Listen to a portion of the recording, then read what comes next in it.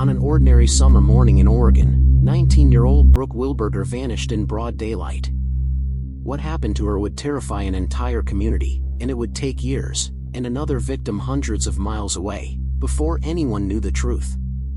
It was May 24, 2004, in Corvallis, Oregon. Brooke was home for the summer after finishing her freshman year at Brigham Young University. She had big dreams of becoming a speech pathologist, a future she was already working toward. But for now, her focus was simple: spending time with her family and working a summer job her sister had helped her get. That job was at the Oak Park Apartments, a large complex just a few blocks from Oregon State University. Brooke's sister Stephanie managed the property with her husband, and on that warm spring morning, Brooke was outside scrubbing the lamp posts, a bucket of soapy water at her side. She had promised to meet Stephanie for lunch later that day. But Brooke never showed. By early afternoon, her sister went looking for her. What she found would send a chill through her body. The bucket of water was still sitting by the lamp post, untouched. Brooke's flip-flops were on the ground, broken.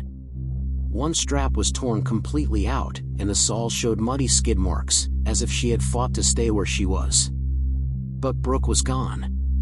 Stephanie's husband called 911 at 3:07 p.m. His voice was steady, but the urgency was unmistakable. "I've got someone who's missing, a worker of mine that we can't seem to find. I'm the manager of the Oak Park Apartments, and this worker happens to be my sister-in-law. She's 19. It didn't take long for investigators to realize this wasn't a case of someone walking away. Brooke's car was still parked at the complex. Her wallet, her purse, her phone, everything she owned, had been left behind. Someone nearby recalled hearing a scream around 10:30 that morning. And yet, no one had seen anything. No suspicious vehicle. No stranger lurking around. Just an ordinary day, shattered in an instant. Within hours, a massive search was underway. Police, family, neighbors, and complete strangers scoured the area. Flyers went up. Volunteers combed fields and forests. Investigators began questioning every resident in the apartment complex, and they put pressure on every known sex offender in the region, thousands of them. Captain Jonathan Sassaman of the Corvallis Police Department later recalled, "It was a rough day for sex offenders in our county, because there was a team who went out and put their finger on every single one of them. But nothing connected back to Brooke." Days turned into weeks. Tips poured in, sightings of Brooke from all over the country. Leads that went nowhere. Even a man who had recently been caught with thousands of stolen pairs of women's underwear from college dorms was investigated, but there was no evidence tying him to Brooke's disappearance. The case quickly became one of the most agonizing mysteries Oregon had ever faced. A beautiful, reliable, thoughtful teenager, gone without a trace. Her family was drowning in uncertainty. Stephanie couldn't stop replaying the scene she found: the bucket, the broken flip-flops. Her mother and father were caught between hope and despair. Brooke's boyfriend Justin, the childhood sweetheart she had been with since she was 16, was left in a nightmare with no answers. And for the community, fear began to spread. If someone could take Brooke in broad daylight, right outside an apartment complex, who would be next? Police worked tirelessly, but with no body, no weapon, and no suspect, the case went cold. For 5 long years, Brooke's family lived in limbo. They organized vigils, they begged for information, they prayed for closure. But nothing came. And then, over 1,000 miles away in Albuquerque, New Mexico, a young woman stumbled into a restaurant, naked, bruised, and terrified. She told anyone who would listen that she had just escaped a man who tried to kill her. That moment would break Brooke's case wide open. It was a hot summer afternoon in Albuquerque, New Mexico, 5 years after Brooke Wilberger had vanished. Waitress Dara Finks was driving her SUV with her 3 daughters when she saw something that made her slam the brakes. A young woman, completely naked, was sprinting across the street, barefoot, her body shaking with fear. She darted into a restaurant, pounding at the door, desperate for someone to help her. But no one moved. Customers just stared. The staff froze, unsure of what was happening. Sensing something was horribly wrong, Dara pulled her car closer. One of her daughters got out, rushed over, and guided the trembling woman toward their vehicle. When she climbed inside, she could barely breathe, her words tumbling out between sobs. "He's got a knife. He's trying to kill me." Dara locked the doors immediately. And that's when the woman's eyes widened in terror. At the intersection just ahead, she had spotted him, the man she had escaped from. He was sitting in a small red car, watching. The woman clutched Dara's arm, her voice cracking. "That's him." Dara dialed 911 and gave police everything: the description of the car, the man, even the red flower-patterned seat covers and a stuffed animal hanging from the mirror. Distinctive details that would prove vital. The young woman was a 22-year-old foreign exchange student from Russia. And what she told police painted a horrifying picture. She had been walking down the sidewalk when a man grabbed her from behind, pressing a knife against her throat. He forced her into his car, drove off, and brutally assaulted her. Then he tied her up with her own shoelaces. She thought she was going to die. But when the man stopped at a rundown apartment complex and went inside, she fought back.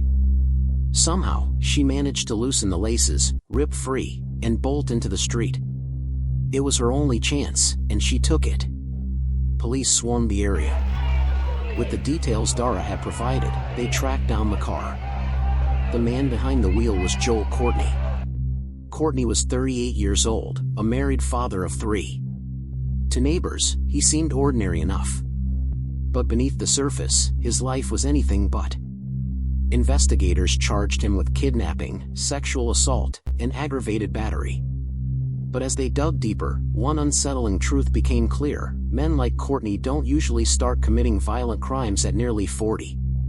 This wasn't the beginning, it was the continuation of something darker. Prosecutor Teresa Whatley put it plainly. You don't just wake up one day at 38 and decide to abduct a woman in broad daylight with a knife. This wasn't his first time.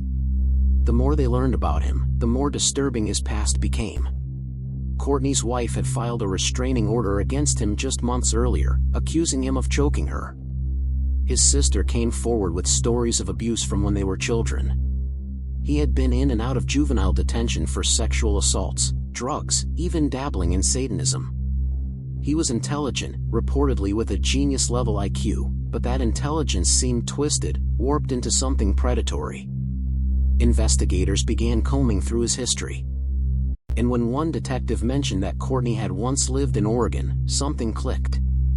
Back in January 2004, just months before Brooke disappeared, Courtney had been arrested in Lincoln County, Oregon for drunk driving. He never showed up to court, and a warrant was issued.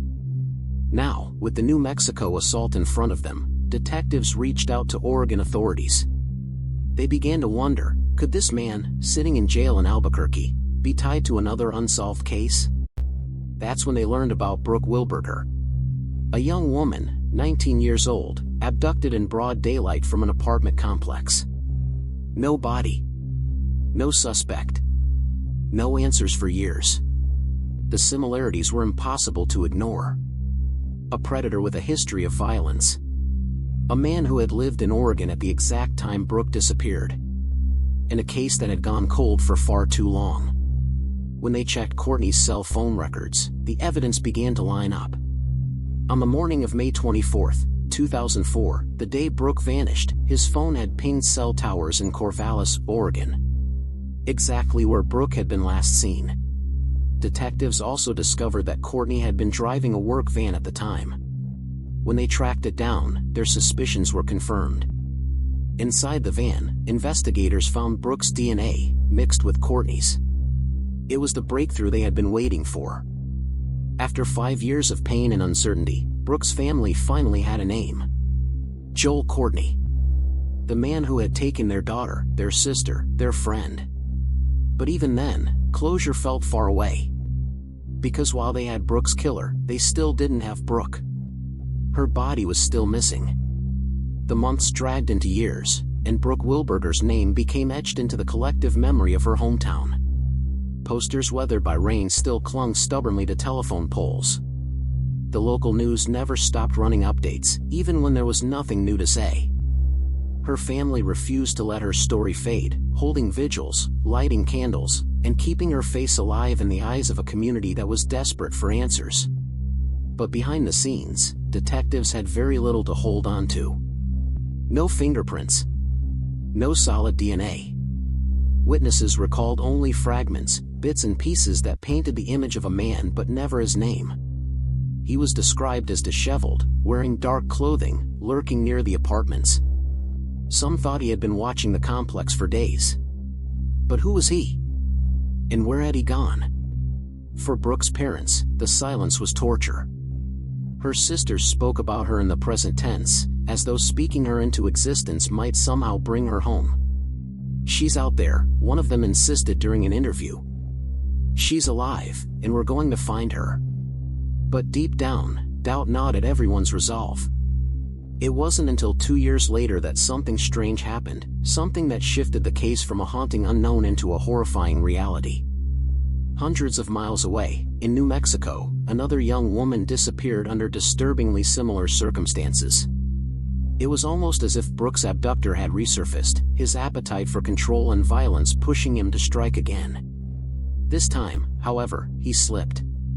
A threat appeared, small at first, fragile, but enough to give detectives what they'd been waiting for, a name.